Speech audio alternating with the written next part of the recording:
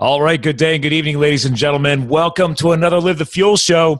So today we're bringing back a returning co-host. Was recently a new co-host. So we'll have to figure that out, but new/returning. But we're recording this show only a week after I just got back from South Africa. I'm just aired a couple of episodes about South Africa and my little adventures over there. And our co-host today, she actually, through recent connections with me, has been actually also trying to get me hooked up with some connections up in Banff, Canada, with a future wedding of mine. So without further ado, Sarah Dandashy, welcome back to the show. Thank you for having me. Dandashy, you got it. You got it. There we go. So it's such a fancy name. So fancy. It's got some flair. It's got some flair. I mean, yeah, it's Lebanese. I see. Yeah, you got a flaring Lebanese name in LA. I mean, yeah. Exactly. My middle name is Mohammed. Fun what? fact. We didn't talk about that last time. That's crazy. No, we did it. Hey, wow. Look, we got surprises. We just got to keep me coming on. I mean, for our listeners, for the regular listeners, I mean, obviously she and I connected kind of funny because you actually are from this area, or your family's from this area. So that was just funny. Sorry, again, to our newer listeners, I'm here in Allentown, Pennsylvania, about an hour north of Philadelphia. You, Sarah, are out in LA, beautiful California. So yes, you're not on fire, right? No. Okay, good. We're not on fire. Well, I mean, the whole wildfire thing always comes up nowadays. That now, once people learn about my background, and then obviously you guys, just wine country is just torched off this year. So I know. It's been crazy. It's been a crazy year. But first it's earthquakes, now it's wildfires. But 99.9% of the time, it's pretty awesome. That's okay. When the big quake hits, you guys supposedly crack off, you float off. I mean, everybody says you guys are going to sink into the ocean. My thing is like, you just become an island. I don't know. I mean, I think all the movie stuff makes it too negative. I say you guys become a really exotic island. Yeah. I mean, that's awfully glamorous. Although, to be fair, I just came back from Palm Springs and I got a whole lecture about the San Andreas Fault, and that is not possible. See, that's what I always thought too. I think they just need an excuse to rock it in Hollywood. I don't know. Totally. All right. Well, so to our listeners, guys, we literally just hopped on to get this show fired off for you guys, and we just started geeking out about South Africa because I just got back from there, and then all of a sudden I just started asking Sarah about. I just saw on social media something about a smiley face, about being happy, and I love mindset. And we were about to talk about it. I'm like, whoa, hold on. Let me at least hit record because I don't want to lose any of this. So for our listeners, guys, you're about to learn about a smiley face thing on social media. So catch me up, Sarah. What's going on with you online right now? A smiley face thing. Okay, actually, so super cool because in LA, starting November 20th, so that's the Monday before Thanksgiving, they are opening up a thing that's called the Happy Place. And it's an exhibit where people get to come, and you go through a series of different rooms, and it's all things that kind of make you happy or about being happy and are just a little fun. For those and where is this set at? Just for our listeners. I mean, So it's built out in a warehouse in downtown LA. Okay. To give you a bit of backstory, some people might have heard of something called the Museum of Ice Cream. The Museum of Ice Cream opened up in LA. Well, that sounds like fun. Yeah. Oh gosh, so good. That opened in May. And so basically it was this, pink museum, and every room is like all like ice cream themed stuff. And the whole point of it is that they make it a Instagrammable experience. And of course, it's not a very LA thing. This is a very apropos, very 2017 thing. Not just LA. To me, it seemed to me like it was like a artistically influenced cultural exhibit concept thing kind of happening centered around happiness. I don't know. Totally. That's exactly what it is. Did I pick up on that right? Okay. You totally did. And it's interactive. Not bad for an East Coaster.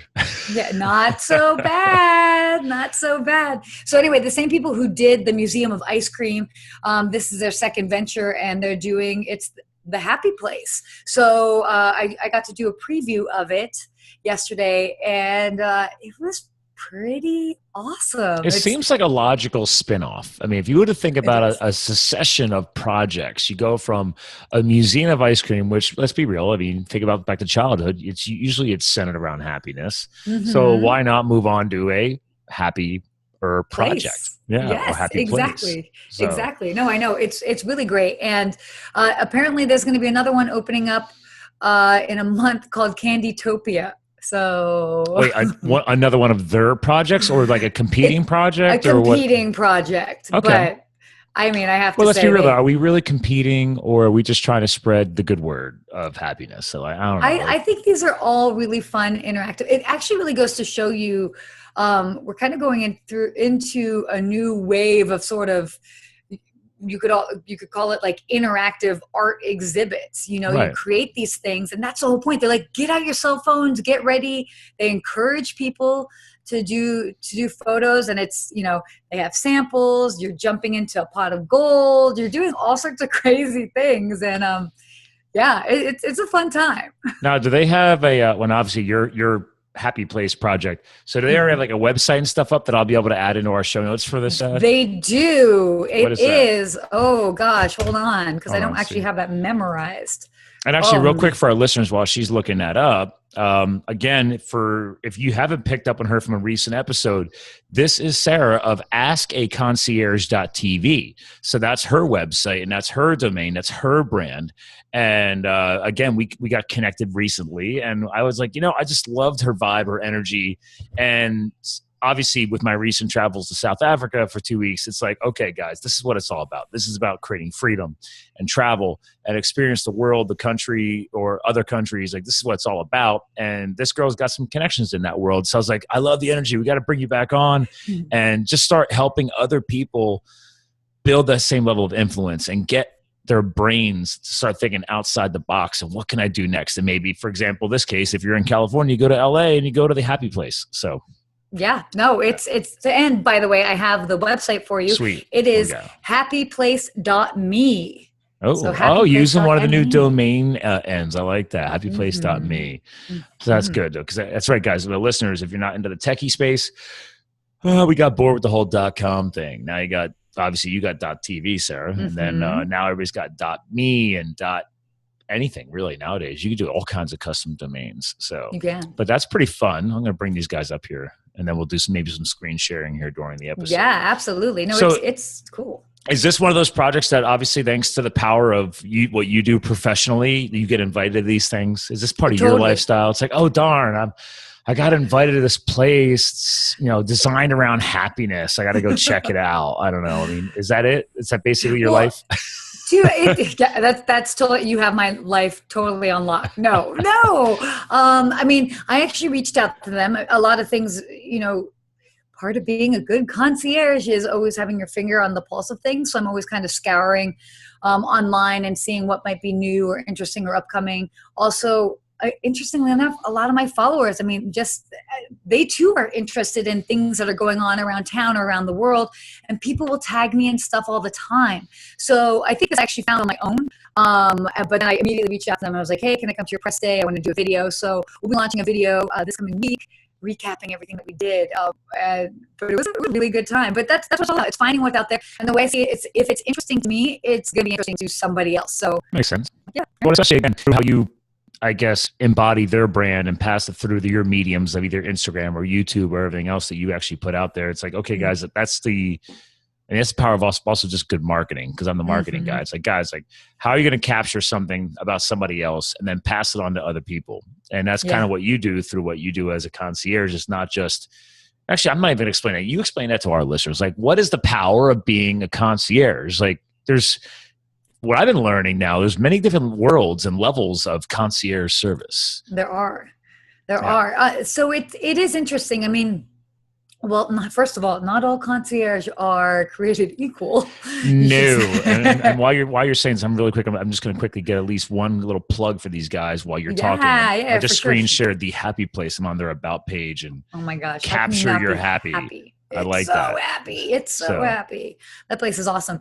No, so a bit about concierge. I mean, it really is, a good concierge is somebody who is really into their city, and because it comes from a natural place where they are just really excited about where they live, they're going to naturally share with guests, people coming there, what they love about the city.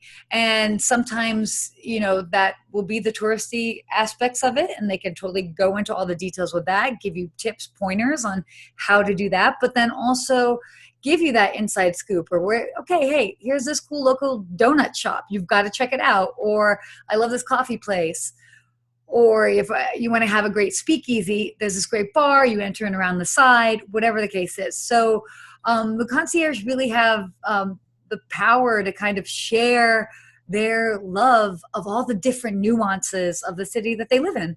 It's pretty cool. Makes sense. Which is why you're recommending me Donnie, right? Donnie up in Banff, right? Exactly. So, again, to our listeners, I finally decided to man up and get engaged, and we're planning a future wedding, but we're not doing it the traditional way. We're doing it with heli skiing. And to some of our listeners, because I've been telling more people about heli skiing lately, and everybody's like, "What's heli skiing?"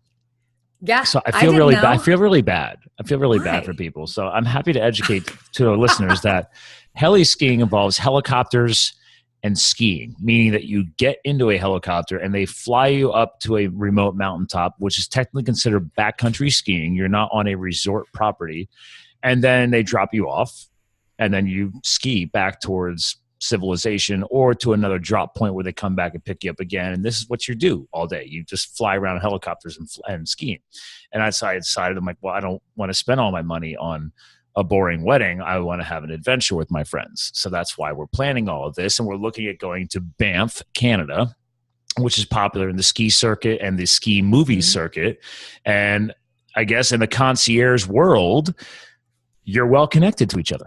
We are. We're so well connected. So as soon as you mentioned Banff, even though I didn't know anything about heli skiing, I'll admit that, I did know a thing or two about Banff. Now you're going to geek out about it a little bit, right? Because it's like, oh, wait a minute, that's something else you can add, like a feather you can add to your cap. I'm already thinking, I'm like, okay, how can I capture that moment? How can you guys have to have ski bunnies in LA, right? There's got to be like the snowbird style people who like live in LA, and then they also have the places in the mountains. I don't know. Oh, for sure. Oh yeah, definitely. We've got Lake Arrowhead, Big Bear, you name it.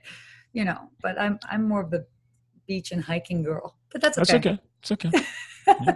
To be fair, we basically were living your lifestyle over the past few weeks in South Africa. We were hiking and going to the beaches and the shores and did a lot of coastal stuff. So yeah, we did all that before we went on safari. That was just the first week. So we lived your lifestyle the first week, and then the second week was all safari. So yeah, that's definitely not my normal lifestyle. Well, I mean, I'm just trying to connect on the whole beach and hiking thing. So what I can do one even better. Let's connect about Africa. Okay. All right. Because I did not tell you about this beforehand. So this is going to be a bit of a surprise for you, and I can't wait to share. Okay. So right now, because by the time that this airs, the person will not be staying with us at our hotel. So I feel totally comfortable sharing it. It doesn't really matter anyway. We have the King of Nigeria staying at the hotel. No shit. Yeah, for real. Wow. Now, I don't know. There might be several kings. I don't really know. I'm no Nigerian expert. But I was going to say, there could be tribal kings. Are we talking about the king of the country? Probably, because I think there's a president of the country. There's a president of the country. So I think that this is a king. Might be a tribal king. Totally. Yeah. So, but get this. I wasn't given the memo about it. So I'm standing there at my desk, and then all of a sudden I hear, ah, and then all these guys rush and ambush the lobby dressed in white, and one guy's wearing a dead leopard skin, and then they have these maraca-like things and rain sticks, and they're chanting and stomping and singing. Was this a welcoming ceremony or something? This is the ceremony that happens every time he leaves the hotel and every time he comes back in the hotel. Are you freaking kidding me? No, I can't. You cannot make this up. Wait, so nuts. They fly with their own entourage of entrance party people? Yes. Okay, it's nuts. Okay, and by the way, speaking of which, they fly with. I remember one time actually asking somebody, so you think they fly private or they fly commercial? Oh no. They fly commercial. You can actually Google and go on. Wait, so do YouTube. They book half the plane? I mean, yeah. And then they come on the plane, and the guy shakes his little maracas above the seat, and he's standing there and huffing and puffing it's a whole tribal thing. Oh my gosh, it's well, coming to America. He's flying first class though, right? Well, or no? Yeah. Okay. And then the rest sure. of his party Moroccan rattle shaking people are like in the regular economy section. I don't know. Exactly. Okay. Can you imagine? Wow. Can you imagine? It literally was a scene of coming to America taking Oh, place. it's such a classic movie. Right? Yes. But that's like real deal stuff. Okay. And then even a little bit more. I don't normally like to name drop, but I feel kind of safe about this because it was so nuts. And I had a moment of like, this is my life. So first of all, okay, King comes out at first, all this like dancing, shaking, you name it. Okay, dead leopard skins, all that stuff happening. Lovely. And then later in the evening, so now guests at this point have gotten the sense of like, okay, there's somebody staying here, and they get excited. And you better believe it, these guys love to have their videos taken. So if people are standing around taking video, they're not offended. Oh, it's like selfie and stuff? They're like loving it? They are into it. They are taking selfies, photos. It's the most bizarre thing. So they're coming in, and at the same time, actor Steve Buscemi was in the lobby getting ready to get in his car to go back to the airport to go wherever he was going. And he's there, and in comes the king. And I see him pick up his phone, and he's about to take video. And then he was like, he got self-conscious because he's like, I can't just blatantly take video of this guy's face as he's walking in. So he puts down his phone, and then he stands up. And as the Nigerian king walks by, he just does like an ever so slight bow. And the king walking, very like proper posture, looks at him, head a little raised, and just gives a nice little nod. And it was the craziest moment that I'm like, so you're watching all this go down from your desk. You're just like, totally. I'm standing there and I'm like, what's just Steve Buscemi just nodded to this king of Nigeria. And yeah, so that's been my life for the past couple days. Did you ever find out why he was there? No.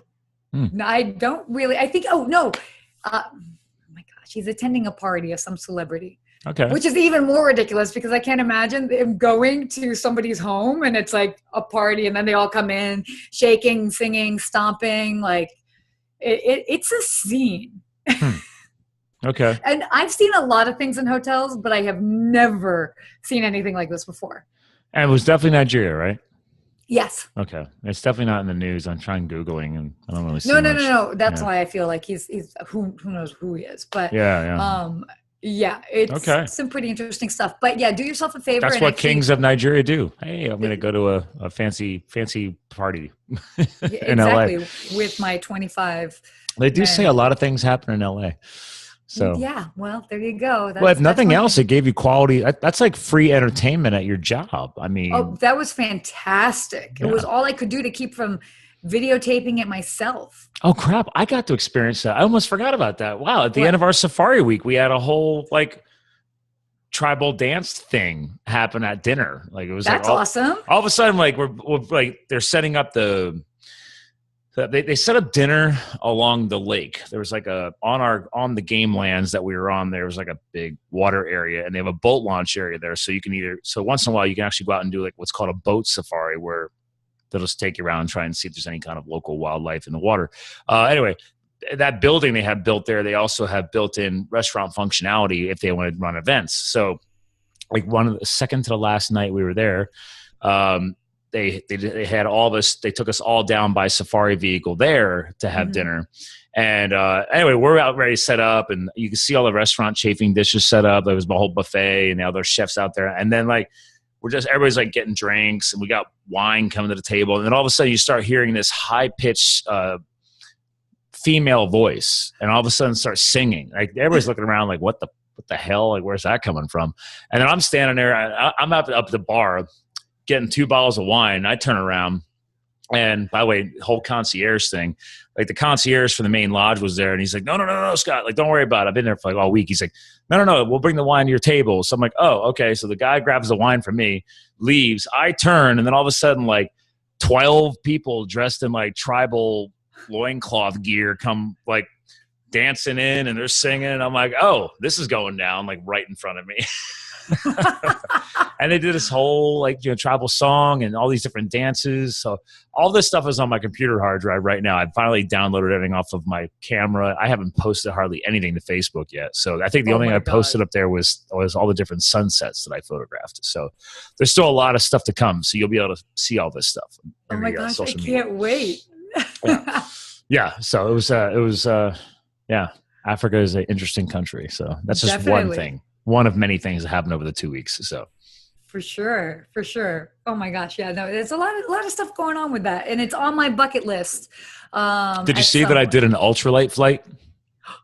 No. Do you know what an ultralight is? No. What is that? Oh my God. You're just, I feel like I should be learning from you. And wait, I don't know what an ultralight flight is though. Picture like a go-kart tied to like a glider wing. Okay, wait, why would I know about that? I don't know. I mean, just because it's flying doesn't mean it's in travel. I mean, it's not, I don't know. I mean, it's definitely not traditional travel. Let me tell you. Okay, exactly. Like this dude, like he's like a South African former military guy. He's an old guy with his beard. His name is Johan. And he lives like 10, 15 minutes from the main event we were hanging out at, where the big conference was and all the safari stuff was going on, was on the Dino Kang game reserve. And then we were being entertained and our event was being managed at the Mongana Game Lodge. So this guy lives like 10, 15 minutes away and has his own dirt like airstrip on his property that he flies his little ultralight off of. And then Mongana has their own actual little mini airstrip that we've been driving over like all week long. You see like airstrip, but we didn't see any aircraft come in. Anyway, it's funny because I got to bring my, I'll screen share for you here. Please. So I was like, why the hell do they have an airstrip? I mean, someone can fly in and go game touring and safaring with their own plane. I guess people do. It wasn't a big airstrip. It was definitely for smaller planes. Anyway, so they said, oh yeah. Johan comes in a couple of times a week and it's 500 Rand, which is their monetary system. It's like our dollar. Except it's not worth squat. So when you do go over there, you will live like a queen. Oh my God. I took 1,000 Rand out of an ATM and it only hit my bank account for $73. Wow. I was like, okay, so like a half an hour flight on this ultralight flight with this dude, basically giving a flying safari tour, was only roughly $35. No way. I was like, dude, I'm loving Africa right now. I mean, I'm very sad for their economy and the fact that they probably overprinted their money, which is a classic. If you see your money drop as a country, you probably overprinted it or something. So anyway, I was just like, okay, this is happening. So anyway, here we go. I got one of these photographs here. Okay, this one might actually Instagram filtered. Yeah, like Instagram. Anyway, So yeah, it was cool. Half an hour flight and basically picture sitting in that. Okay. I'm behind him, and then there's like a propeller blade behind me, and that's the propulsion. And then there's a glider wing above. As soon as I show it to you, you'll probably be like, oh, I probably seen that. Probably. Let me just screen share. And this is good for our listeners. Anybody watching on YouTube, you get to see what the hell an ultralight flight is. So there we go. Is that coming up yet? There we go. Yeah. That thing. I mean, I'm blocking much of it, but it's not a very large device. No. My fiance, she's like, yeah, that's all you. She's like, I'm not doing that. And half the people at the conference are like, you're going to go do what tomorrow morning? And this was taken at 7 a.m. because my flight was at 6 a.m. Oh my gosh. And this guy in the photograph, his name is Kai. He's from Texas. He was a lawyer out there speaking at the conference because he does consulting for a small business consulting company that helps veterinary businesses improve their business. So he was out there speaking. And one person overheard me talking about wanting to do this, and nobody else wanted to. And this guy only shows up if there's at least 2 flights booked. So I was like, well, then fine, I'll book both of them because it's only 500 Rand per flight. So I'm like, darn, it's going to cost me $1,000. Sorry, 1,000 Rand, which is like 70 some bucks. I'm like, yeah, I'll do both flights. I don't care. So anyway, he came up to me at lunch the day before. And he's like, I hear you're going to go ultralight flying. I'm like, yeah, and I hear you're going to join me. And so I convinced him to go. And, nice. And he had a blast because like he's standing there. He's like, you can go first. And I was like, what? That way, in case I crash, you feel better about yourself or what? And he's like, I just want to make sure it works. Oh, I was like, dude, gosh. I was like, the guy flew here. He had he left his airstrip and landed on our airstrip. So yeah, he had to fly. Fun. That's awesome. Yeah, it was cool. Well, plus like the airstrip is actually considered part of the wild. So I couldn't walk out. Like it's right in front of the main game lodge, but it's through their security fencing. They have electric fencing for the wildlife. So they actually drive you onto the airstrip with one of the safari trucks. And then the guy has to sit there because like a lion could come up or something. So yeah, like you're actually in the reserve. So oh my gosh. Oh, yeah. So nuts. like after I landed, it was hilarious because that dude takes off and then all of a sudden I see like an antelope run across like the airstrip. And I was like, well, that could have sucked if we were landing. I mean, people worry about hitting like wildlife with your car. And I'm like, all right, this is definitely not a car. So like if all of a sudden like a giraffe comes walking across as you're trying to land, I mean, that would suck. I don't know. I mean, how do you deal with that? Yeah, that would definitely be something new, I have to say. Well, I didn't think about any of that because then literally the next day we're driving down the airstrip with the safari vehicle, and sure enough, there's a giraffe just hanging out right in the middle of the airstrip. And I was like, okay, so that actually could have happened. I mean, what does the safari guy get in the truck while we're trying to land and try and drive ahead of us and shoo the giraffe off of the airway? Like, I don't know. Like, there's no air traffic control tower. There's none of that. Like, we're in freaking Africa, dude. It's like, I didn't really think about any of this. I just was so excited to go flying. I really didn't give a shit. You know what? Sometimes that's like the best thing is that like you just get so excited and you do it. And then after the fact, you're like, wow, I really didn't think that through. No, okay. No, but you're so glad that you did it. Because like if we would have hit an animal, we would have gotten pretty jacked up. I mean, yeah. So that thing was pretty cool though, man. I took a photograph. I think we were cruising at about, we did like 40, 50 miles an hour in the air, and we were at 4,000 feet. Like, cause I reached over his shoulder. I had my camera with me. I was taking photographs. And by the way, trying to mechanically zoom a camera while in an ultralight aircraft and trying to hold it steady, trying to photograph wildlife below you. New challenge. Very much so. Very much so. Yeah. So it was cool though, because like when you're in a safari vehicle going through the reserve and you look out and it's like, oh, well, there's like 2 zebra, there's 5 zebra, there's 6 zebra. But then when you're flying over them, it's like, oh, there's like 30, there's a whole herd. So it's, you think it's very dense, but then once you get above it all, it's like, oh, it's actually not very dense, the landscape. But you can't tell when you're in the safari truck on their little dirt roads going through the game preserve. So it was cool. That's incredible. Yeah, wow. I'll definitely do that again. So if you ever get it down there, I was like, dude, find a place that does ultralight flying, because I had a blast. So that sounds that would totally be something I would do. Yeah. I might be terrified, but I would push through. I'd do it. Well, I'm glad I did it because the other thing that I really wanted to do was go hiking with elephants, and like they do a guided walk literally with elephants, which would have been just freaking awesome because elephants are dangerous. Like, how do you go walking with an elephant? Because you piss them off and they're just going to run you down. I mean, it's so like we would pull up alongside of a herd of elephants. Like, please don't speak too loudly. I was like, okay, what if we did? Would they get pissed off and ram the truck? Like, what's going to happen? They don't really give you the extra details. They just say, no, please keep your voices down. Okay, no problem. So, what was the most interesting animal you saw? Or was it coolest, or you're like, oh, wow, I didn't realize. All right, let's go with trivia. I will answer your question with a question. Okay. What is the most dangerous mammal in Africa? Oh, gosh. I have no idea. Okay, it's not the lion. Okay. I'm helping you out there. Thanks. And this is for our listeners, guys. I'm getting you to think real quick, and then I'll tell you what it is. But probably not a cheetah. Nope.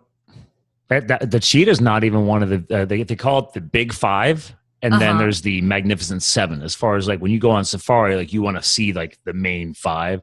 You know, like the lion is one of the Big 5. The elephant is one of the Big 5. Panther? Nope. Oh my gosh. Okay, so the one I actually knew was most dangerous, I thought, is the hippo. You know, I was almost going to say that, but I didn't. I was like, okay. But thanks to me going on some trips off this reserve to other reserves while my fiance was in classes, I learned that it's not the hippo. What is it? The honey badger. Stop it. I'm not kidding you. Stop it. So I was like, I'm standing there, and this like old British lady with the heavy accent, and she's in her safari clothing, and she's just like, she's standing there with her big cane staff, like, taking it, because this was actually at the cheetah preserve. There, she has 96 cheetah that she raises and protects there. So I got to go there, and they actually ran the cheetah right in front of us. It was awesome. Wow. So then we're taking her through. She's got other species of animals that she's protecting. Like there was these rare, like swans or something like that was there because their wings were permanently damaged in a hailstorm as they were trying to fly back to Europe. So she took them in, and they have free reign of the property, all kinds of stuff. So anyway, there's a freaking honey badger there, which in real life, FYI, honey badgers are freaking dangerous. But she's like, and she gave us that quiz, and she's like, everybody thought it was the freaking hippo, and I thought I was right, and she's like, no. She's like, it's right behind me here. And she starts calling its name. She's like, come on out, blah, blah, blah, whatever its name was. I'm like, what is she calling? And then I looked up on the sign, and it was like a honey badger. I'm like, get the hell out. She's got a honey badger. And apparently their claws are so razor sharp. But their skin, their hide is so thick and it's loose. So like a lion, if they got pissed off at it, could grab it and like shake it around and throw it, whatever, but you're not going to injure the badger. If the badger gets free, he would then run underneath the lion and just rip its guts open with its claws. Whoa. So because the badger's so low to the ground, he could just scurry right under the lion, roll over, and just rip it to shreds from underneath. I was like, that's one pissed off badger. Yeah. Okay. So we learned, do not screw with a honey badger. Oh my gosh. So there's your new lesson of the day. That is a really interesting lesson. Yeah, because like everybody knows, like the hippos are dangerous, man. You don't mess with a hippo. No. While we were there, they said there was actually they had introduced 14 black rhino in the past year, and which is an endangered species. Mm-hmm. But they had them dehorned before they brought them onto the property because of poachers. I mean, the horns grow back. But they had they wanted to give it at least a little bit of time. So anyway. The problem was you removed its sense of protection. Its horn's gone. So apparently a bunch of hippo got pissed off at a black rhino and drowned it at the watering hole. No. I'm like, that's a thing? No. So do not mess with a hippo. Do not mess with a hippo. So, hungry or not. Ha. Yeah. I mean, you're in my watering hole, bro. All right. I'm taking you out. You don't have your horn. So, yeah. That's nuts. Right? Yeah. Because you're talking about like animals that weigh like at least a ton each, pushing each other around. And it's a whole different. I mean, it's a whole different world. My gosh, I mean, it's not something that we encounter or even think about on a daily basis. No, yeah. So it was pretty cool. Yeah, we saw a lot of different kinds of species, obviously, but that was some of the more unique stuff that I got to experience over there. Oh, for sure. And I adopted a cheetah. You did? Yeah. I don't know. I was leaving the cheetah preserve, and she's talking about preservation. She's like, listen, she said, we have the ability here where you can adopt a cheetah or another species that we had here. And I was like, oh, really? And then again, because I know our dollar's worth so much more, I was like, I'm looking at the prices. And she's like, well, the entry level to adopt a bronze level sponsorship is like 600-700 rand. And I'm like, okay, well, everything in my head goes by increments of 1,000. Once I found out what was hitting my bank account, I was like, oh, so it's less than $70. Sure, I'll go ahead and adopt a cheetah. so I've sponsored a cheetah for the next year. Oh my gosh, does your cheetah have a name? It does, but you don't know how to say it. No, I don't know what it is. What I decided to do was my future niece and nephew, my fiance's niece and nephew, they're little kids. So I was like, oh, I will adopt them in their name. That way, so once we haven't got all the emails yet, but they're going to send us a whole document of adoption. And they're going to send us photographs of our cheetah and everything else. Oh so I want everything to go to the kiddos. So that way, like, they'll think it's cool. Like, oh, we adopted a cheetah because it's in their name. So there's a whole sponsors wall at this cheetah preserve. So then their names are going to be on the wall, not mine. So that's awesome. Yeah, sometimes I think not by myself. No, but that's so cool. They're gonna love that. I thought so. I thought it was pretty cool. So they don't even know that yet. We already got back and like went to her parents' house for dinner, and they were there, and we gave them like the little souvenir stuff. We've got these cool little like hand carved stone, actually a hippo and an elephant to each of them, niece and nephew, and then I found like these little cool necklaces with like handcrafted silver figurines, and one of them was a meerkat, and the other one was a monkey. So I gave like one meerkat, one monkey to each of them as well. Actually, I bought 3 of them, but she really liked the cheetah, so she kept the cheetah for herself. So I was like, babe, you could pick the one of the 3, and the other 2 go to your niece and nephew. So she got first gosh, place. I love it. She couldn't go to the cheetah reserve. That was off of our game reserve, and she's in classes all day. So I was free to roam. Yeah. Bit, you know, flying in ultralights and going to adopt cheetahs and stuff. So. Yeah. That's awesome. That's so cool. Yeah. Actually, hold on a second. This is great pod. I'm going to step away from the mic. I'm going to grab the adoption certificate. 1 second. What? Okay.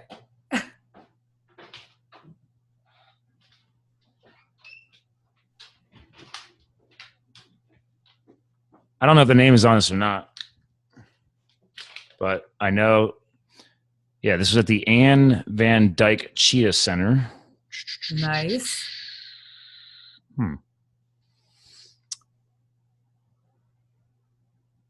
I do not have the name on here. See, this is why we're still waiting on all the information. All I know is the one I adopted was a male, and he was one of the rare king cheetahs. It's a rare species of cheetah. They're spots. If you look at the back of the cheetah, there's like these 3 big fat black stripes that go down its spine. It's a very rare genetic predisposition that was lost for a while, and then like some species have it in their bloodline, but until one cheetah with that rare genetic predisposition in its genetics finds another one and they mate, that's the only thing that will bring back the king cheetah print.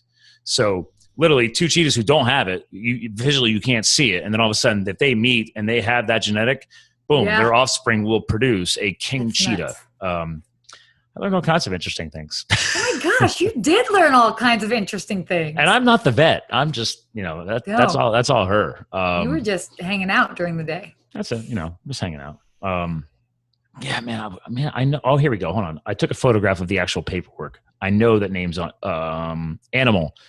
His name is Yeats or Yates. Yeats. Okay. Yates, maybe?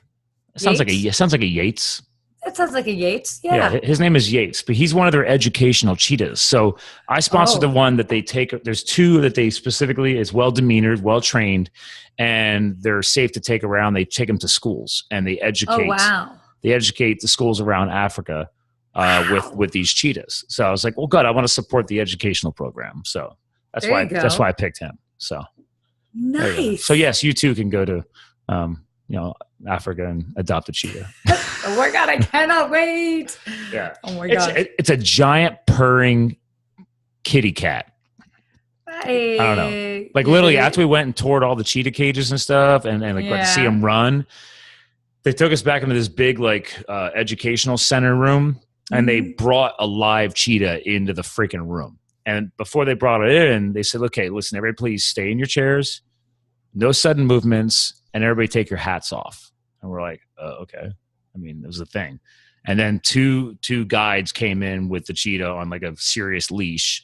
And the cheetah jumped up onto the table like maybe 10 feet in front of me. And then just laid down. They started petting it and just hear this really loud purring.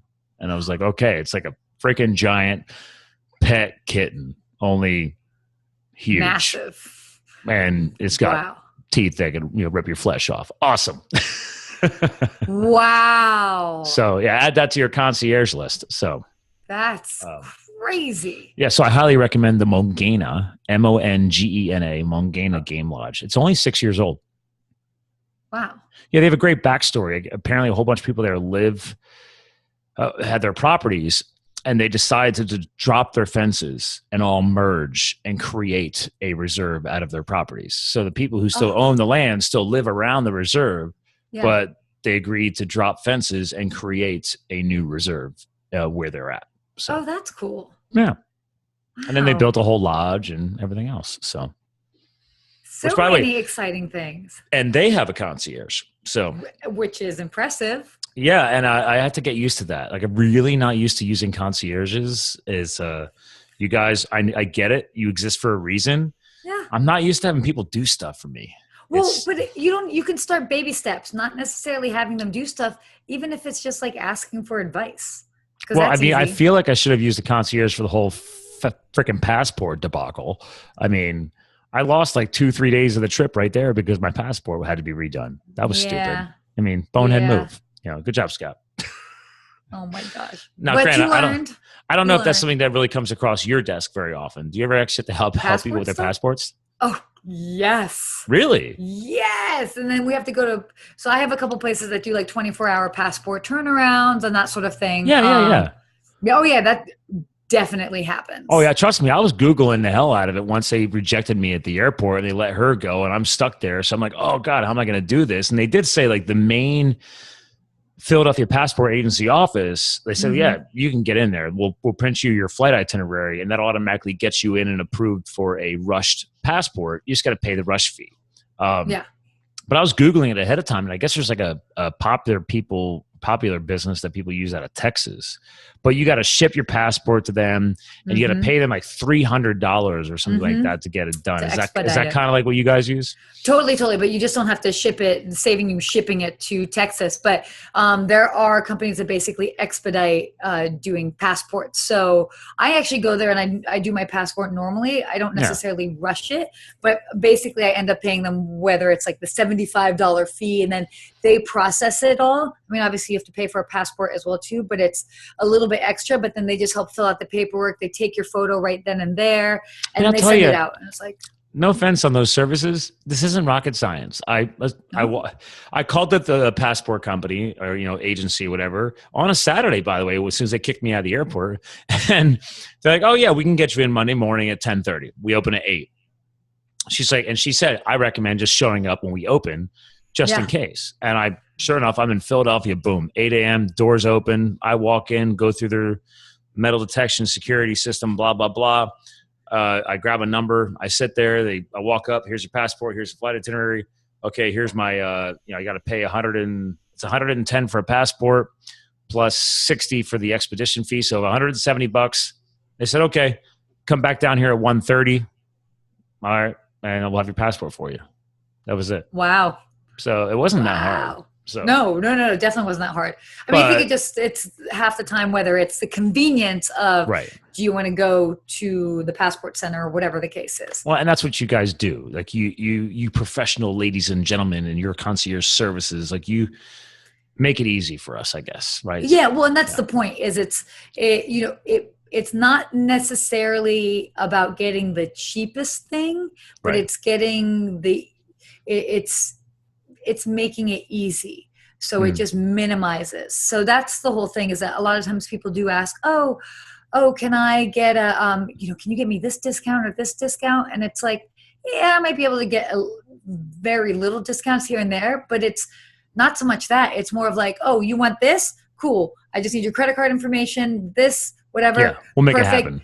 Tickets are going to be under your door in a second. Yeah, like we actually it was funny. The woman who set up the entire conference for my fiance, the vet conference lady, she actually hired for that 2-week period, or sorry, for that week period, her sister to help with the logistical stuff of the whole concierge thing. So she flew her sister down from Germany and literally that was our go-to person for events. So basically, because people were there, there was vet doctors there from all over the world. I was meeting people from Russia, Germany, Netherlands, Spain, Australia, UK. I mean, you name it, they were there. And there was a bunch of other people here from the US as well. And a lot of people flew over either with their significant others and or children. So obviously like my fiance, she's in classes all day for the actual conference. So me, like other people's either wives, husbands, or children are free to do stuff. So that's what the sister was in charge of. She was there with by the way, it was totally half-assed. I was not overly impressed. I mean, she's there with a friggin' piece of paper, like making her own chart system and trying to figure out all the different events and stuff. And I was like, dear God, I was like, this is your system? Which is seriously why I think I didn't get to go on the Elephant in the Hot Walk, because it got rebooked and canceled 3 different times while I was there. No way. And I was like, okay, you're just frustrating the hell out of me now. I was like, I'm not even going to bother. I'm going to go focus on the cheetah run.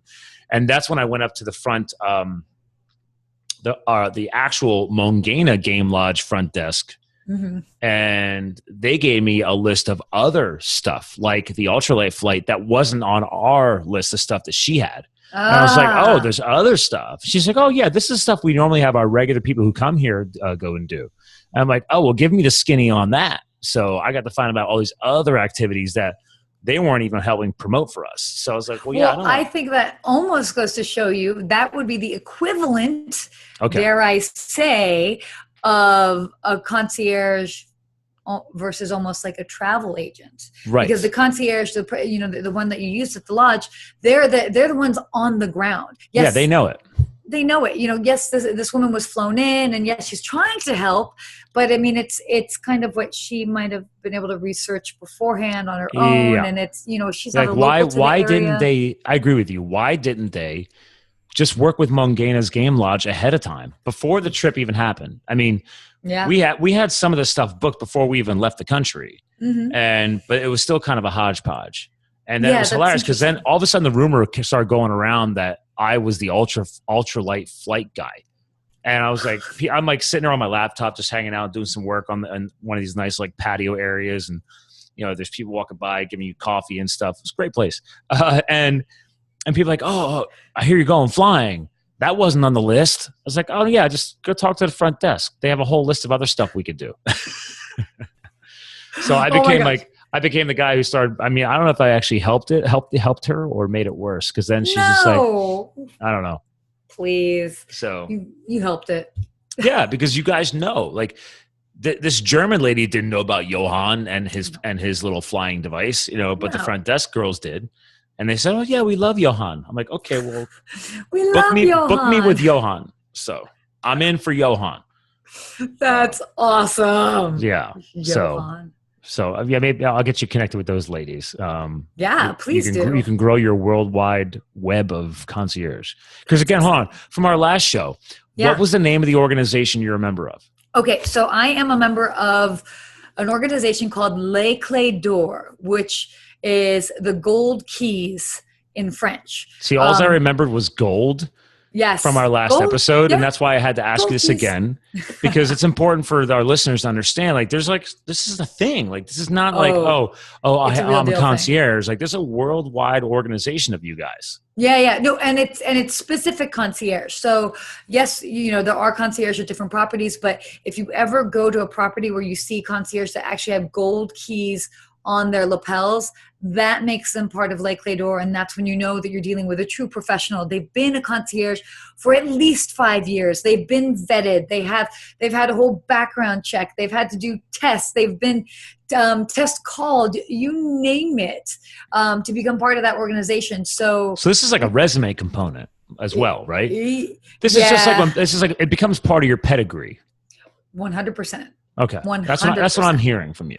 Yeah, it definitely is. We joke around. I joke around about how, and again, to our listeners, guys, if you want to go to school, that's cool. I'm just saying that where I'm at today, my university time and the money I'm still paying for it is kind of worthless to me. Yes, I can prove to people that I can learn and I have a degree, but as an entrepreneur, doesn't really give me much. But hey, great. It adds to my pedigree list. But what I've learned as I advance as a mature adult and grow in other professions, that, I start picking up these other certifications or these memberships in these different organizations. And that's growing your circle of influence. And that's what I think, if I was in a concierge world, it sounds like I want to level up into that space. Oh, without a doubt. You definitely do. And then what you want to do is level up even more and have an online presence like me. Okay. And which is smart, right? Not everybody does that. Does Donnie do that in Banff? Donnie has a little bit of an online presence. He's on Instagram called VIP Concierge. Oh, you didn't tell me that last time. I got to check him out. All right. Yeah, check him out. I still need to reach out to him, by the way. You gave me his info. I gave it to Kristen and she never reached out. So I'm just we'll make it happen. Don't worry. We'll make it happen. No, but so interestingly enough, and it's kind of weird to talk about this because this is actually, I mean, it's me. It's talking about myself in that regard. But but that's why I brought you on as a returning co-host, because I want to learn more about you. Well, so it's okay. Good. And our followers and our listeners need to understand what it is you do. Totally. So when I built my brand, Ask a Concierge, I started doing videos, and I really was the first concierge in the world that was doing videos of this sort. Yes, you had concierges that did blogs, and yes, maybe they did educational series or whatever it is, but nobody actually did video content. I was the first one to really pioneer that. So when I, going back, I actually won the award of Best Young Concierge in the World in 2015. It was kind of like a no-brainer because by the time I got to this first conference, which it was my first international conference. So in essence, I didn't know anybody there other than the people really from the US. Mm-hmm. But I get there and all of a sudden, it was like the Sarah Dandashy fan club. They're like, oh my gosh, you're the girl that does all the videos. And it's like, they were like, we can't wait. We want you to win. And it was such an interesting thing because I've now gone through several of these competitions now for Best Young Concierge 2016 and 17. And it really becomes a territorial thing where it's very much like each country is like, oh yeah, we really want our Canada candidate to win, or Australia. Of course, as one would, like they do in the Olympics. Yeah. But what was so cool is when I won, and again, it's something I knew it was special at the time, but now seeing several years go by, I really understand what it is. After I won, they're like, we need to rush her out of the room because everybody in the room jumped up. Everybody was excited. They're like, yes, yay. They went outside, and I'm not kidding, about 80 people. I had a line of about 80 people from all different countries come up, and each one wanted to take a picture with me and or give me a gift from their respective country. And see, how weird is that, right? It was beautiful. It wasn't weird. It was beautiful. It was crazy. And because I hadn't been to one of these before. I don't know. I just thought like, oh, that just happens. Everybody comes and congratulates the winner. But now that I've seen multiple winners, no, it does not happen like that. Because again, this goes back to that entrepreneurial piece to our listeners, is that when you start building a brand, you build a following. Mm-hmm. And it's weird now too, because like since I launched the podcast, like I'm not niched here locally, mm-hmm. but there's like a long-standing like t-shirt printing business here that's been around a long time. And it was funny because a few months ago I stopped in there and just to get some quotes done on some stuff I was working on for a client. And I wanted to find out about their embroidery services and stuff, and because I wanted to see what they could do with my logo and things. And the lady behind the counter walked in and she's like, oh, hey, Scott. And I'm never been there, never been here ever. And she's just like she knew me. And I was like, I'm sorry. I was like, I don't remember your name. How do I know you? And she's like, oh, no. I follow you online. And I was like, I'm sorry. She's like, yeah, you're Live the Fuel. I was like, oh, she's like, yeah, I love you. She's like, I just started following the podcast, but I've been following your Facebook feed for over a year now. Absolutely love it. Keep up the great work. She's like, I'm really excited for you in the podcast. I was like,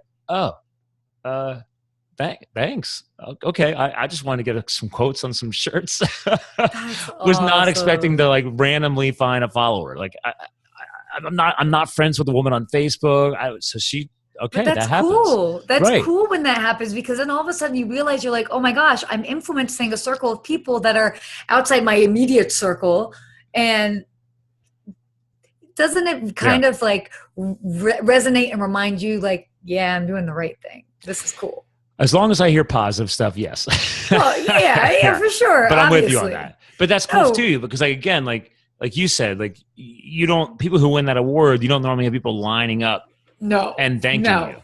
But again, that's what you're doing with your video feed, because I've poked around your site since having you on, and I've gone on your YouTube channel and stuff. And it's like, yeah, that's what you're doing, is you're trying to share your best practices and your opinions. And that's what people are looking for. I joke around all the time, like, guys, like, it's YouTube University, dude. Like people are going on YouTube to learn things. Totally. Yeah.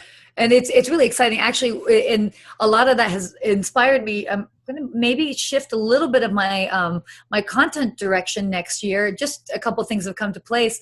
And I think I'm really going to focus into sharing more like best travel practices, travel tips, and more of that coming from me. I've had a lot like of people checking the come expiration date of your passport. Totally. That is what you laugh, but I'm sorry, but you laugh, but it's like I laugh at myself all the time. It's the only thing that brings me sanity. I mean, I also do dance videos, so I clearly laugh at myself as well too. I don't take myself too seriously, but you know, understanding that like people are craving this information, and it's like, oh cool, I actually have information that might be interesting to other people, and I'll do that, and I'll still do my other things, and I'll go about and explore things, but I really want to add like more like content that's more than just maybe a travel inspiration and travel you know, ideas or things to do, which are great and legitimate, but like let's get some good stuff out there, because there's a lot going on in the travel world right now. So well, and I can tell you from a marketing aspect,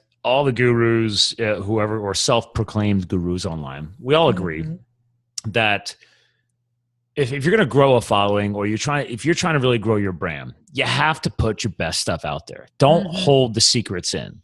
Like this whole like, you get this behind lock and key, and you gotta opt in, and then after maybe 10 or 15 emails on my stalker list, I'll give you like maybe some nuggets. Like, no, dude, like put together like your top 10 best tips. Maybe put it out as like an e-guide that people can download off your site, whatever. Like give away your best stuff, because that's going to build loyalty. Yep. And people are going to trust you more, because like, oh, dude, she didn't hold back, man. She really gave me a ton of great stuff that she could have charged me for, but she didn't. And that's what's going to build respect. And that's what's going to, because then people are going to share you. They're like, oh my God, you got to go check out her video feed. She shares so much stuff. Nobody's doing what she's doing. And that's what you want.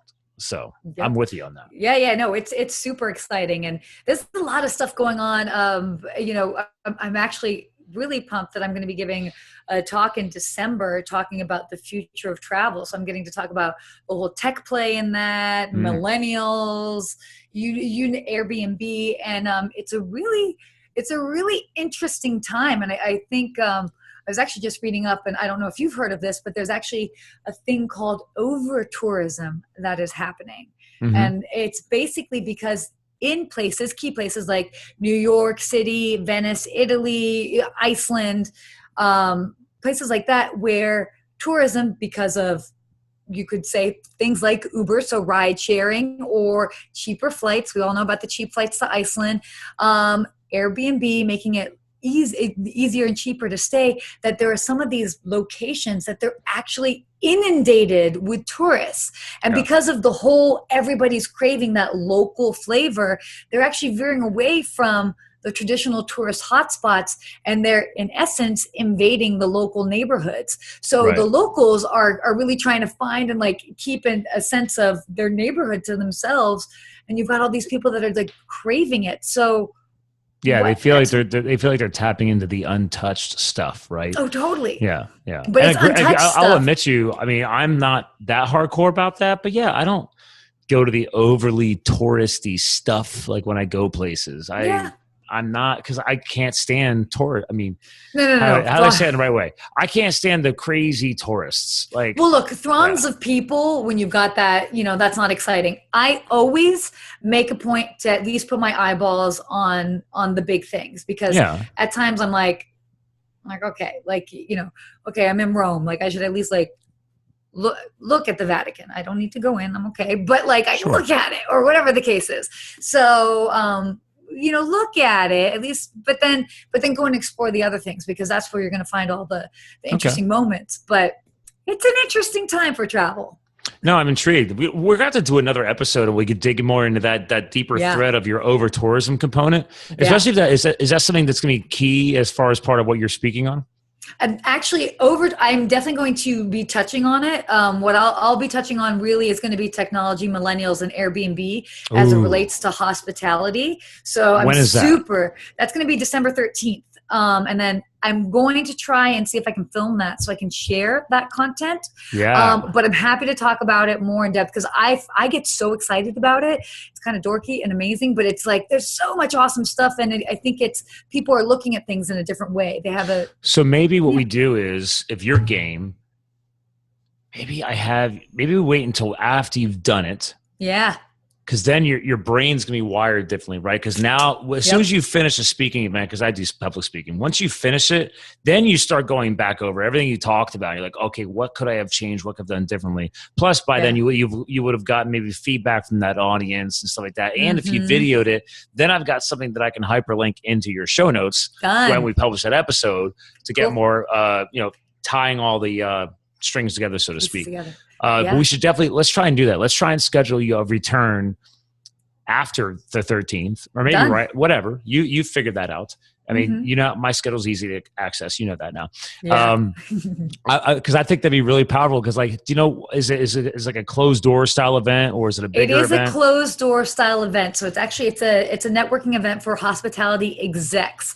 So that's the other aspect of it. Is I'm actually speaking to general managers of hotels, directors of sales and marketing. Yeah. All the people, the real decision makers. This is perfect then, because you get to talk to the professionals, and then obviously the millennial generation is one of the target audiences of this show. So then you and I can then reflect on the other side of that equation, and how what you spoke on and what their feedback was, and then what you see that impacting us, because that's the power of the millennial generation, my Gen X generation. Everything we're doing is that we should be traveling more and experiencing more of our world cultures, but in the right frame of mind, in the right way. And it'd be really cool. I'm really intrigued now to hear what would come out of that. Yeah, no, for sure. I'm excited to share. So it's going to be an exciting couple weeks. Okay. Yeah, I was going to say, that's literally less than a month away for you. So I know. And in fact, I'm going to be down the street from you in just about 3 days. Oh, that's right. Crap. Yeah, the holiday. Yeah. So, for Thanksgiving. And I will be back on Thanksgiving. I told you last time I'm going up to Harlem, New York to do my annual charity event. So I'll be up there. I'm actually going to go up Tuesday night. Sister Mary already called me. She's like, I'm booking you rooms. It's cool. So right across from, like, a block or two diagonal up the street from Columbia University's campus is this old, massive, like, I call it the Parliament Building of New York City. Okay. Picture the Parliament Building of the UK. Yeah. And it's a church-owned structure, and it's massive. It's a full, like, New York City block size in all directions. Massive, like the courtyard in the middle of it.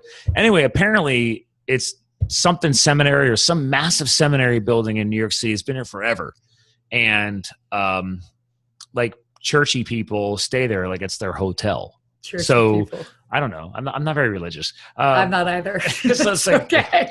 Pardon my terminology. But anyway, for the past couple of years, she's always put up some of her family members who come in and volunteer at the event. Yeah. Like every year, my late night crew, when we're like sleep deprived, because I don't sleep. I run the kitchen all night long now. And there's a couple of key people that hang out, like her. I think it's her grandson or granddaughter or whatever. They're actual volunteer paramedics and firefighters up in northern New York, and they drive in for this event every year. So I go up, they come down, and then we have all of our regular volunteers that come back every year too. But she always gets a couple of rooms at the seminary building, and it's great because we only have to walk like a block or two up, and we got a place to crash if we find time to go and just lay our heads down for an hour or something like that. So I usually leave with some good bloodshot eyes and high on coffee. But I'll definitely, because I just got to the point where when I first started helping that event, I would try and run the kitchens all night long, and then I would go out to the actual street phase, which is all Thursday morning. And the one year I stayed until sunset, and I was actually helping clean up all the tables and stuff. Because again, we don't serve the food to the public. We actually we invite them to have Thanksgiving dinner with us on the streets of New York. So it's not like, we're here to help feed you. Like, no, we want to, especially for some of the homeless who don't have families or whatever, like, hey, we will sit down with you on the curb and have dinner with you. Yeah. So, but I love that. That's awesome. I love it. So, but I'll be coming back though. I've reached a point where I'm like, okay, it would be nice to actually spend some time on Thanksgiving around here. So Family. That's good. yeah. So, but plus we do my friends and I, we do an annual mountain bike ride Thanksgiving morning. You got to do that. And we call it the Jaeger ride. So everybody brings a different Jägermeister concoction in their water bottles on their bikes. And that's how they start. Good times. That's how they start off the Thanksgiving day before they have to go deal with their families. So oh gosh, I can't imagine. There's been years with snow and ice on the ground, so it's like there's been some very interesting mountain bike rides every year for Thanksgiving. So I'm sure. We're special. Yeah, but no. Well, that'll be good. Well, I was gonna say. So how long are you here for? Just Thursday? I actually get in Tuesday, and then I'll be there through till at least the following Sunday. Oh, dude, we got to catch up while you're here then. Yeah, in person. Cool. Yeah. Are you kidding me? For sure. Yeah. We should hit a Starbucks, a coffee shop. I don't care. We'll catch up somehow. No, that'd be perfect. Yes, please. All right, good. Well, off this call, we'll do like a Facebook Messenger or email thing, and I'll get you my cell or whatever. But yeah, I'm here because I've done enough travel over the past 3 weeks. I'm looking forward to. You're like just hanging in. I just want to hang local. It's nice. Like I can't wait to go have a workout tomorrow morning at my CrossFit gym. I'm like, it's simple things. So I get it. Yeah. Well, listen, we got to bring this show to a close. I want to get you back in after your amazing speech and presentation. Sure. And if it was a public event, I would share the information, but that's cool. You guys are doing your closed door professionals. I have public events that are coming up next year. So when we get to that point, we'll share that. All right. So for our listeners' benefit, and just like last time, I always give you, the co-host, the final words to close out the show. But before that, since we geeked out so much about travel and stuff in South Africa and LA and this new happy place, is there any new tips that have popped up recently that you would want to share for our listeners? Like maybe a top 1 or 2 things, or 3. Like for example, me being a rookie, not really getting used to using concierges. Like, what is your top 3 recommendations for using a concierge? Okay, cool. I can do that. I like that. One is to have a general idea of what you want to do. I know that sounds silly and maybe kind of basic, but there's so often people will come up to me and they're like, what should I do? And it's like, well, what do you like to do? Everything. Okay. Well, no. We got to narrow that down. Same goes for restaurants as well too. Like, get specific. Like what's your favorite cuisines? Yeah. So it's like, it's like, hey, I'm in the mood for a burger. Okay, cool. That narrows that conversation down. Or if I walked up to you though, because I think I want to play 2-way with you, because some of my listeners are gonna be like, well, what does she still mean by that? But like, so if I came up to you and said, listen, these are my favorite foods, but I'm looking to be adventurous. So I don't, in LA, is there like a famous or a very good Ethiopian restaurant nearby? I don't know. Like, I want to have something unique, stuff like that. For sure. Absolutely. Yeah. Well, a lot of times what comes up is someone's like, hey, can you help me with a dinner reservation? I'm like, absolutely. Any sort of cuisine that you're in the mood for. And then at that point, they're like, oh, I just want something good. And I'm like, okay, well, good is definitely what you're going to get from me. Yeah, but then it's like, what kind of ambiance? Exactly. I'm like, cool. You want Japanese? Do you want like really authentic, hole in the wall? Do you want something that's like very trendy? Do you want to dress up? Well, what's your level? Right. So once you kind of like gauge all of that, and that's a true concierge is going to have that conversation, because they have to. So be prepared to have a conversation and know that they're not asking questions to be weird or nosy, but they're asking so that they're basically, I call it filtering. I mean, so you're kind of like Google searching. It's like, as opposed to just being like Italian food, and you've got this, and then it's like, you're just kind of, by asking all those questions, they're narrowing it down. And then they're like, cool, we've got these 3 awesome recommendations for you. And that those 3 are going to be tailored to what you want. Nice. So, have an idea of what you want to do, have an idea of what you want to eat, and then don't be afraid to just ask the concierge anything. I mean, I've got people that ask me like, hey, where's the closest Whole Foods? Or, I'm really craving coconut milk ice cream. I'm totally making that part up, but whatever it is, have that conversation, because you never know when the concierge might be an expert in something like that. And next thing you know, you really get a personal personal approach. So yeah, because I think last time you and I joked around about like hot yoga or something like that. So that was such a joke. I do that. Hey, I love yoga. I cycle it in. Namaste. Yeah. And there's definitely different levels of yoga. So people understand too. Like for sure. Are you going true hardcore roots, which is more spiritual, or are you like going for more workout-ish, which is the really hot yoga? Like trust me, I got friends who teach and they're like, hot yoga is not real yoga. I'm like, okay, get off your high horse. I get it. I've experienced all styles of yoga. I respect your position. But yeah, I'm really in the mood to get a good sweat. Sorry. No, absolutely. The whole yoga world is a whole other thing, especially in LA. But you know, I mean, because especially here, and I can definitely speak to it here. You know, you have regular yoga places. You have hot yoga. You've got yoga to hip hop music. You've got yoga to rock music. You've got yoga outside. Yoga with baby goats. Yoga with baby goats is the thing. There's yoga with baby goats? Yes, I have not done it yet. I really have no desire to. Do they squirt you with like goat milk while you're doing yoga? I don't know. I mean, I don't know, but like you're doing like downward dog, and then like the goats like jump on you, and I would be like, I don't know if I could get down with the goats. I raised goats. I grew up on a farm as a kid. I had goats. Okay. I milked them.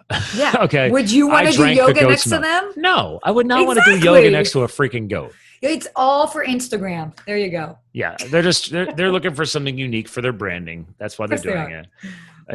LA is crazy, man. I don't know how you survive out there. Yeah, take it day by day. Day by day. Well, listen. All right, so we ran over your top three. Love that. So yeah, let's close out the show because I don't know. I could do something else. I'm still coming down off the trip. There's too much travel. It's a lot. Well, and then I spent the whole week traveling across upstate New York as soon as I got back. So like I went to my chiropractor. I went to my chiropractor yesterday, and she's just like, I've never felt you this tight. She's like, haven't you been home for a week already from all the flying? I'm like, yeah, but then I went and got in the car and traveled for business. I did almost 1,000 miles in my car this week. And she's like, oh, yeah, that would explain your tension. Yeah. She's like, you never allowed your body to decompress from all the excessive sitting and the flying. Yeah. And I said, yeah, rookie move. So anyway, what's your words of wisdom? What do you want to close out the show with? What should our listeners take away from you right here, right now on this episode? Right now? Oh my gosh. We covered so much tonight. We did. We covered a lot from, coming to America and the lobby to. Dude, I gotta find a link to that old movie on IMDb. We gotta link that in the show notes or something. That's really happening. I think I'll go with what. This might sound pretty simple and basic. I'm going to take it back to the basics because I think sometimes we live in a very complex world and we need to be reminded of the simple things. I like this. But, hit me. Yeah. I mean, it's really a reminder as far as take a moment to be present and be still and really take in everything around you. And the reason why that resonates so much with me, especially this week, when I was having that moment in that lobby where it was like, culture clash and this and the juxtaposition of this person and that person, and you're like, this is real life, and we have really crazy, is this real life moments all the time. You don't have to be working in a crazy hotel in Los Angeles. You can be anywhere to have that moment like, whoa. And it just makes you kind of like appreciate certain things and maybe just look at things in a different way. So just take it back to the basics. And this is a good time for it, a lot with family and holidays and change of pace. Yes. Find a moment of stillness and presence and, take it in and appreciate what's around you. No, that's a very valuable point. I could tell you that came into my head multiple times when I was in Africa. So I'm glad you're bringing that up because as you're saying, I'm like, oh yeah, like leaving Cape Town, driving to the famous Franschhoek wine country, and I'm looking out the car window and seeing shanty towns made out of pieces of scrap metal that people are living in, and they have concrete porta-johns walled up for like a half a mile because they don't have plumbing. These are just the differences of people's income and what we're experiencing. So I'm experiencing all these amazing things, but there's also some not so amazing things around us. That's a different culture. Totally. Like you say, slow down, like take it all in, appreciate what you have, especially on the holiday season. So yeah, absolutely. I love that. Give thanks. Oh, it's so Boom. appropriate. There you go. We just rock some profoundness. I love that. Love it. All right. Well, listen, hang tight. I want to give you a proper goodbye. To our listeners, guys, that is Sarah Dandashy. AskAConcierge.tv, not .com. Go check out the videos. She's got a wealth of videos. We already said it earlier in the show. I mean, she's got a whole lot going on, and it sounds like there's going to be a lot more fun video content coming soon, too. And we're definitely going to get her back on next month because I can't wait to decompress after her presentation. But again, to our listeners, guys, this is what we're all about, okay? We're talking a lot about health, business, and lifestyle. This is key on lifestyle. This is what it's about, guys. Take action. Think outside the box. Go visit AskAConcierge.tv. Follow some of her content. Follow her on Instagram. I'm going to go find Donnie on Instagram once I get off this call tonight. But again, keep living a fired up, epic life, guys. We'll talk to you guys again soon. And you're free of the pod. There we go. There we go. Oh my gosh. My friend that's meeting me for dinner keeps like blowing me up. Okay. So sorry about that. So, no, seriously. I want to let you go. So, and I found Don. He's VIP awesome. _concierge. Concierge. Exactly. Yeah. And he's got like the little, your two golden keys as his profile. Exactly. He's obsessed. Like there's like every other photo has something to do with that organization on his Instagram. Well, he is vice president of the Canadian chapter. That explains a lot. He's up there in that. So okay. And then I'm just me floating around. That's okay. Hey. You got me connected to him, so yeah, for sure. No, we were literally hanging out with friends at dinner last night at the house, and they were like, isn't there like a castle-like hotel up there in Banff? I'm like, yeah, I've already got connected with the concierge. Well, I have to get connected with him. And you're like, oh my God, that's gonna be awesome. That's so cool. Exactly. Everybody wants to go hang out at the Castle Hotel now, aka his place. So of course, of course. So cool. Well, then after this, exchange numbers for sure. Yeah. So that later this week. I don't blow that stuff up because we're still recording the video for YouTube. So this is like the extra fun content. Whoa. Yeah. I will message you off of this privately. That way people don't have your private cell, because you're VIP concierge, that's special stuff. Yeah, so. Definitely.